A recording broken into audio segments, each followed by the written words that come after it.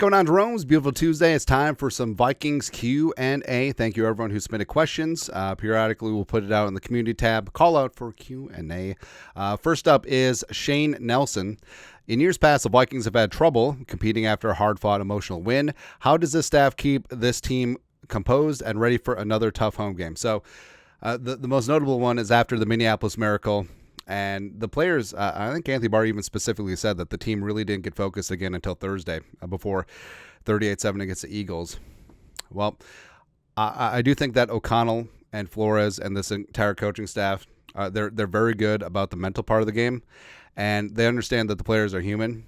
Like, yeah, you're going to celebrate this win. You just beat the reigning, defending NFC champs, one of the best teams in the league, in a pretty impressive game too. And the Vikings should have run away with this one. And the fact that the Vikings made several key mistakes, but still handled their business, that's important. But also, the key mistakes are what's going to drive this team.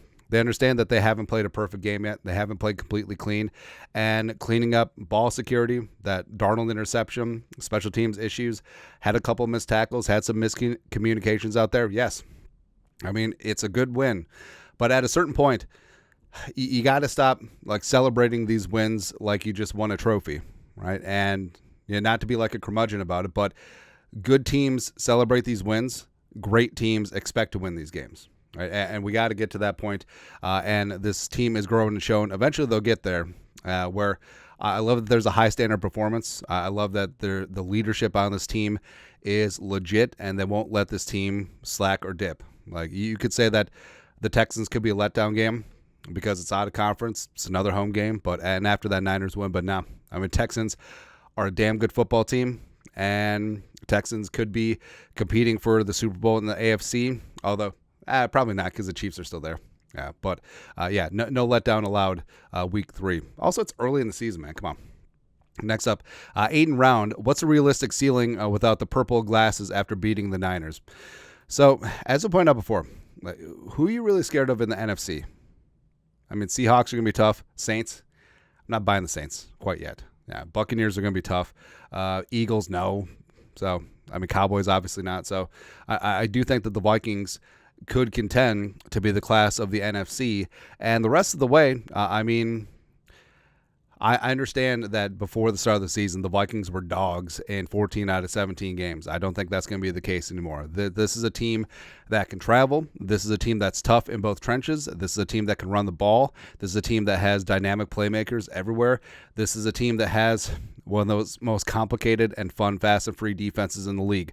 All of that travels, right? So the Vikings are going to be a tough out. Now, every single game is going to be a challenge. Any given Sunday, any team can beat anyone, as evidenced by the Saints and the Raiders on Sunday. But I'm pretty obviously I'm the purple positivity guy, but at minimum, the Vikings in the Derby for the NFC North crown. Packers, I'm not buying. Bears are obviously done.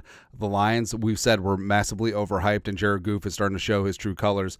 I think the league's catching up to Ben Johnson as well. So I think the Vikings at minimum should contend for the NFC North. Should they push for the 1 seed? Possibly in the NFC, but we'll just take it one game at a time. But I don't think that double-digit wins is out of the realm of possibility. Frankly, it should be expected at this point. Next, Hunter Flom. What are some weaknesses you see with this Vikings team that may cause issues down the road? Players, personnel, coaching decisions, cap space, future contracts, and picks. Short-term future, long-term future. I don't see any major issues because the Vikings they're taking their medicine this year with the void year cap hits for Daniil and Marcus Davenport and Kirk Cousins. So they're weathering the storm now, and I mean, cap space wise, they still have $60+ million projected in 2025. They have Jefferson under contract. They got Darisaw, and they got Harrison Phillips, and there's a couple more deals that they may toss out there. Cameron Bynum. Maybe there will be a freshening up of Josh Metellus' contract, who he's massively outplayed his deal. But also, I mean, some of the 1 year free agents. I mean, what about Stephon Gilmore? What about Shaq Griffin? Is Byron Murphy back? All 3 were starting cornerbacks are free agents after this season. But overall, I love the way the Vikings have navigated free agency and the draft.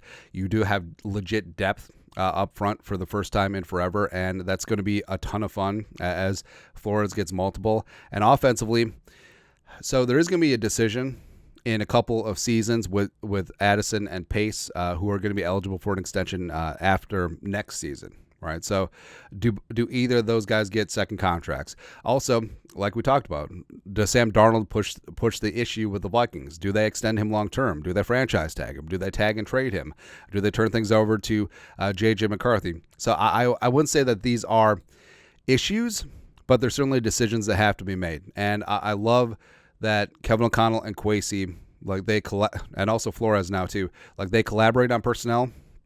But at the end of the day, the decision is Kwesi's. Like Kevin O'Connell wanted Kirk Cousins back. Kwesi was just like, no, not at that price point. And it was the correct decision. Right. So I love that both O'Connell and Kwesi have grown and shown over the last 3 years, especially Kwesi after that 2022 draft where he was trying to do too much and he even admitted it. So, I mean, the future is very bright. I understand that the Vikings by average are one of the oldest teams in the league, but that really is outliers with Harrison Smith and Stephon Gilmore and Aaron Jones and also Andrew DePaul is 75,000 years old, right? But at its core, I mean, this team is one of the youngest in the league. They got stars all over the place, and a lot of them already on their contract for the future. So, I mean, there's a lot to like. There's certainly a lot to like about the Vikings going forward. Next, Benjamin Burrito. What are your thoughts on quarterback play so far? It seems like Gilmore and Shaq aren't having too many balls being thrown their way. So we said this all off season. Pass rush is the great equalizer when it comes to secondary play. And the Vikings are number 1 in the league in sacks. They're number 2 in pressures. They're number 2 in pressure rate efficiency. So that's going to make things a lot easier for the cornerbacks, right? And Gilmore, Griffin, and Murph, like they haven't been exposed per se. And Gilmore has given up 10 catches for 100 on 13 targets, 98.2 quarterback rating when thrown at. Shaq, 2 catches for 14 on 3 targets. Murph, 11 for $130 on 14. But he's working from the slot, so there's going to be a higher volume there. So, I mean, they're giving up catches, but none of them have given up touchdowns as of yet.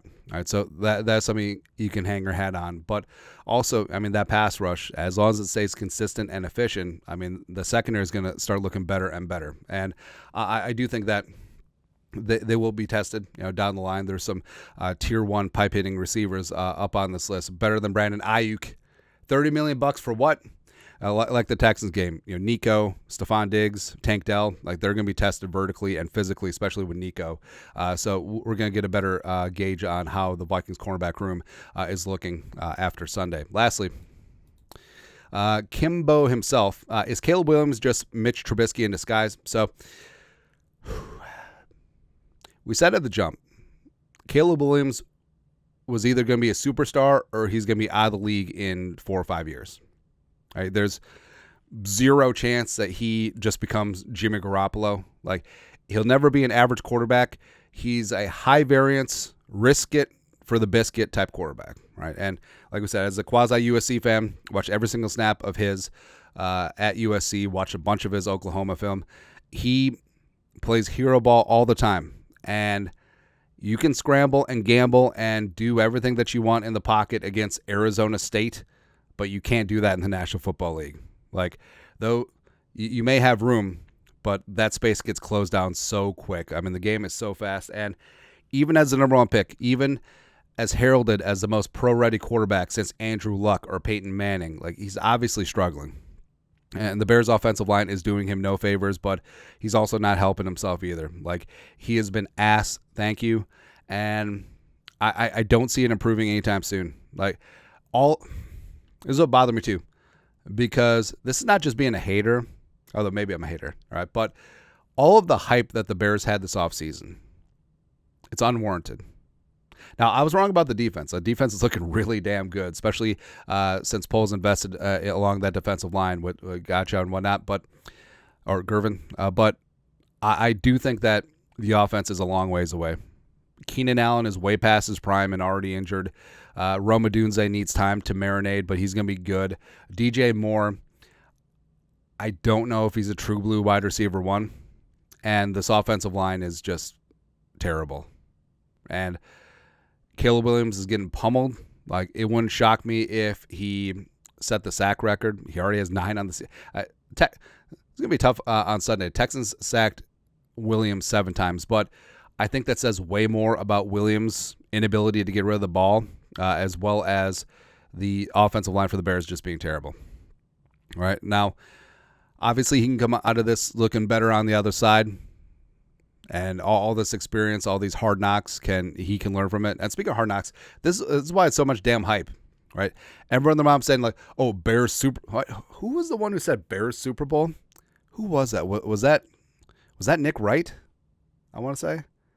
Ridiculous. Like, anyone with 2 brain cells rubbed together could tell that this Bears team was going to struggle, and they are struggling, right? So, I don't know. Like, obviously, I love high caliber quarterback play. I think that Williams can be it.